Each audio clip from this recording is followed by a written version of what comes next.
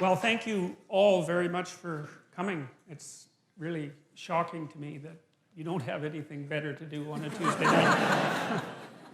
No, seriously though, it is. I mean, you know, it's very strange in some sense that there's so many of you here to listen to a sequence of lectures on the psychological significance of the biblical stories. It isn't something I've wanted to do for a long time, but it still does surprise me that there's a ready audience for it. And, well, so that's good. So we'll see how it goes. And I'll start with this, because this is the right question. The right question is, why bother doing this? And I don't mean, why should I bother doing it? I have my own reasons for doing it, but you might think, well, why bother with this strange old book at all? And that's a good question, you know. It's a contradictory document that's been cobbled together over thousands of years. It's outlasted kingdoms, many, many kingdoms. You know, it's really interesting that it turns out that a book is more durable than stone. It's more durable than a castle. It's more durable than an empire. And that's really interesting, you know, that something in some sense so evanescent can be so long-living. So there's that. That's kind of a mystery. I'm approaching this whole scenario, the biblical stories, as if they're a mystery, fundamentally, because they are. There's a lot we don't understand about them. We don't understand how they came about. We don't really understand how they were put together. We don't understand why they had such an unbelievable impact on civilization. We don't understand how people could have believed them. We don't understand what it means that we don't believe them now, or even what it would mean if we did believe them. And then, on top of all that, there's the additional problem, which isn't specific to me, but is certainly relevant to me, that no matter how educated you are, you're not educated enough to discuss the psychological significance of the biblical stories. But I'm going to do my best, and partly because I want to learn more about them. And one of the things I've learned is that the best way to learn about something is to talk about it. And when I'm lecturing, I'm thinking, you know, I'm not trying to tell you what I know for sure to be the case, because there's lots of things I don't know for sure to be the case. I'm trying to make sense out of this, and I have been doing this for a long time. Now, you know, you may not, that I'm an admirer of Nietzsche. Nietzsche was a devastating critic of, I would say, dogmatic Christianity as it was instantiated in institutions, I suppose, although he's a very paradoxical thinker, because, for example, one of the things Nietzsche said was that he didn't believe that the scientific revolution would have ever got off the ground if it hadn't been for Christianity, and more specifically for Catholicism, because he believed that over the course of really 1,000 years, the European mind, so to speak, had to train itself to interpret everything that was known within a single coherent framework. Coherent if you accept the initial axioms. A single coherent framework. And so Nietzsche believed that Catholicization of the phenomena of life and of history produced the kind of mind that was then capable of transcending its dogmatic foundations and then concentrating on something else, which in this particular case happened to be the natural world. And so Nietzsche believed that in some sense Christianity died at its own hand. It had spent a very long period of time trying to attune people to the necessity of the truth, you know, absent the corruption and all of that that's always part of any human endeavor. And then the truth, the spirit of the truth that was developed by Christianity turned on the roots of Christianity, and everyone woke up and said something like, or thought something like, well, how is it that we came to believe any of this? It's like waking up one day and noting that you really don't know why you put a Christmas tree up, but you've been doing it for a long time, and that's what people do. And, you know, there are reasons that Christmas trees came about, but what would you say, the ritual lasts long after the reasons have been forgotten. So now Nietzsche, although he was a critic of Christianity and also a champion of its disciplinary capacity, because you see, the other thing that Nietzsche believed was that it was not possible to be free in some sense unless you had been a slave. And by that he meant that you don't go from childhood to full-fledged adult individuality. You go from childhood to a state of discipline, which you might think is akin to slavery, to self-imposed slavery. That would be the best scenario, where you have to discipline yourself to become something specific before you might be able to reattain the generality that you had as a child. And he believed that Christianity had played that role for Western civilization. But in the late 1800s, he announced that God was dead. And you often hear of that as something triumphant. But for Nietzsche, it wasn't, because he was too nuanced a thinker to be that simple-minded. See, Nietzsche understood that, and this is something I'm going to try to make clear, is that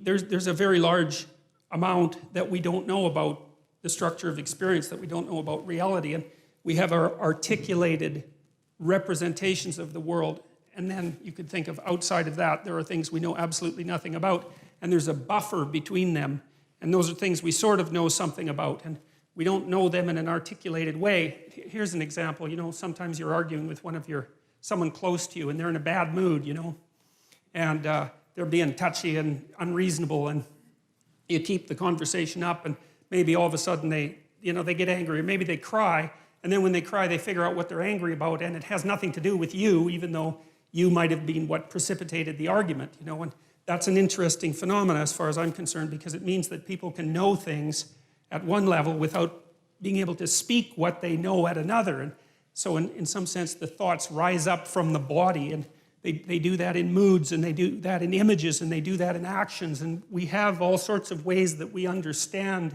before we understand in a fully articulated manner. And so we have this articulated space that we can all discuss, and then outside of that, we have something that's more akin to a dream that we're embedded in, and it's an emotional dream that we're embedded in, and that's based, at least in part, on our actions, and I'll describe that later. And then outside of that is what we don't know anything about at all. And in that dream, that's where the mystics live, and that's where the artists live, and they're the mediators between the absolute unknown and the things we know for sure.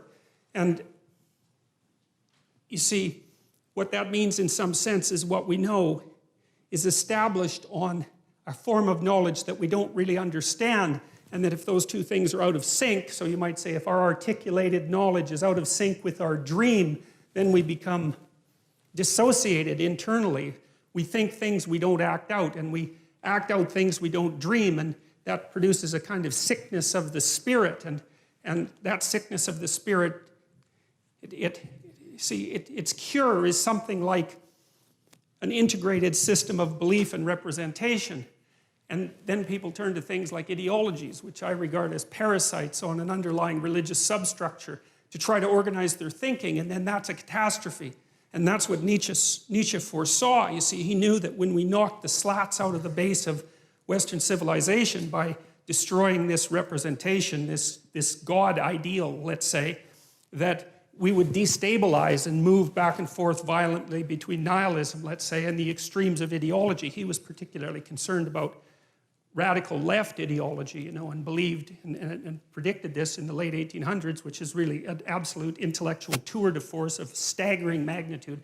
Predicted that in the 20th century that hundreds of millions of people would die because of the replacement of these underlying dreamlike structures with this rational but deeply incorrect representation of the world. And we've been oscillating back and forth between left and right in some sense ever since, and with some good sprinkling of nihilism in there and despair. And in some sense, that's the situation of the modern Western person, and increasingly of people in general. I think part of the reason that Islam has its backup with regards to the West to such a degree, there's many reasons, and not all of them are valid, that's for sure, but one of the reasons is that, they being still grounded in a dream, let's say, they can see that the rootless questioning mind of the West poses a tremendous danger to the integrity of their culture.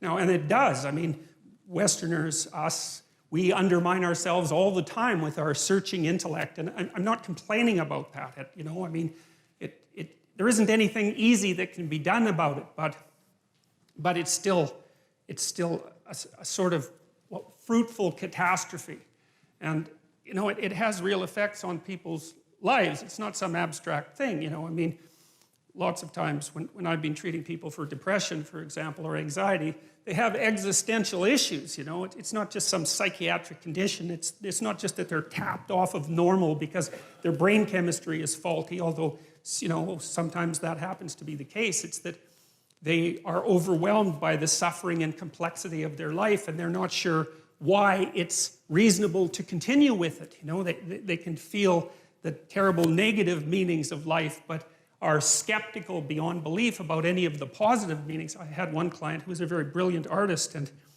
as long as he didn't think, he was fine, you know, because he'd go and create, and he was really good at being an artist. He just, you know, he had that personality that was continually creative and quite brilliant, although he was self-denigrating. But as soon as he started to think about what he was doing, then, you know, it's like a drill or a saw or something like that. He'd saw the branch off that he was sitting on, because he'd start to criticize what he was doing, even the utility of it, even though it was sort of self-evidently useful. And then it would be very, very hard for him to even motivate himself to create. And he always struck me as a good example of the consequences of having your rational intellect divorced in some way from your being, divorced enough so that it actually questions the utility of your being. And it's not a good thing. It's not a good thing. And it's really not a good thing, because it manifests itself not only in individual psychopathology, but also in social psychopathology. And that's this proclivity of people to get tangled up in ideologies, which I really do think of as they're like crippled religions. That's the right way to think about them. They're like a religion that's missing an arm and a leg but can still hobble along, and it provides a certain amount of security and group identity, but it's warped and twisted and demented and bent, and it's a parasite on something underlying that's rich and true, and that's how it looks to me anyways. And so I think it's very important that we sort out this problem. I think that there isn't anything more important that needs to be done than that. I've thought that for a long, long time, probably since the early 80s, when I started looking at the role that belief systems played in regulating psychological and social health. Because you can tell that they do that because of how upset people get if you challenge their belief systems. It's like, why the hell do they care exactly? What difference does it make if all of your ideological axioms are 100% correct? Like, people get unbelievably upset when you poke them in the axioms, so to speak. And it is not by any stretch of the imagination obvious why, you know. But it's like there's a fundamental truth that they're standing on. It's like they're on a raft in the middle of the ocean, and you're starting to pull out the logs, you know, and they're afraid they're going to fall in and drown. It's like, drown in what? And what are the logs protecting them from? And why are they so afraid to move beyond the confines of the ideological system? And like, these are not obvious things. Thank you for watching this video. This is the Archangel 911. If you enjoyed what you were watching, please click that subscribe button, give me a thumbs up, and leave a comment below. Have a nice day.